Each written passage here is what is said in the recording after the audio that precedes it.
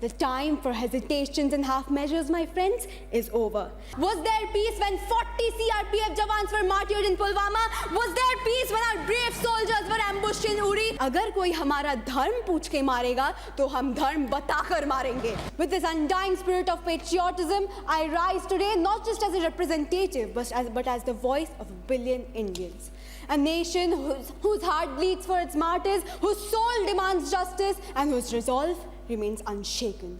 Greetings to one and all present here. I am Sonakshi Bhattacharya from the state of Bengal, but today I stand here most importantly as an Indian. And as an Indian, my friends, I would like to ask for a firm and uncompromising stance against cross-border terrorism. The time for hesitations and half measures, my friends, is over. Now, some in the opposition may argue that such a move may destabilize peace. But to them, I would like to ask, was there peace when 40 CRPF jawans were martyred in Pulwama? Was there peace when our brave soldiers were ambushed in Uri? Was there peace when our air base was attacked in Pathankot? Silence, my friends, is not diplomacy, and appeasement is not strategy. When terror is exported across the border as state policy, the only response must be strength. Under this very government, our border security forces are stronger, sharper, and more technologically equipped than ever before. Today, drone surveillance, AI-backed fencing, night vision monitoring, and satellite tracking have significantly reduced infiltration. The surgical strikes post-Uri, the Balakot airstrikes, and even, my friends, the most recent Operation Sindoor sent a message that India will not tolerate terrorism, not even for one night.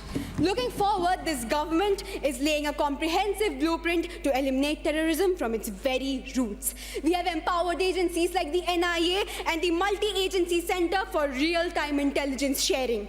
We are tackling money laundering and terror financing head-on. Hawala networks have been exposed, Benami assets seized, and sleeper cells dismantled through coordinated efforts of the ED, NIA, and the state forces. Now, my friends, let us not forget that every single government of India has been facing the dark shadow of terrorism since independence. But the difference today lies in the clarity of intent to move from response to retaliation, from defense to deterrence. But again, I must remind you that this fight isn't just the government's. It is of India's. We need internal unity, we need collective political will, and we need to rise above the partition lines and stand with our armed forces and institutions without ambiguity as one nation. So I ask this House, will we let the pain of our martyrs go in vain? Will we keep waiting for another attack to wake up? Or will we act now boldly and decisively as one nation? India, my friends, has wept enough. India has condemned enough, and now is the time to wake up. Now is the time to act boldly and decisively and to honor our 1994 resolution and end cross-border terrorism. We must let the world know that India will fight, India will rise, and India will prevail. Because at the end of the day, my friends, Bharat सिर्फ एक भूमि का टुकड़ा नहीं, एक जीती जागती राष्ट्र की आत्मा है, और अगर कोई हमारा धर्म पूछ के मारेगा तो हम धर्म बताकर मारेंगे. Thank you so much. जय हिंद, जय भारत.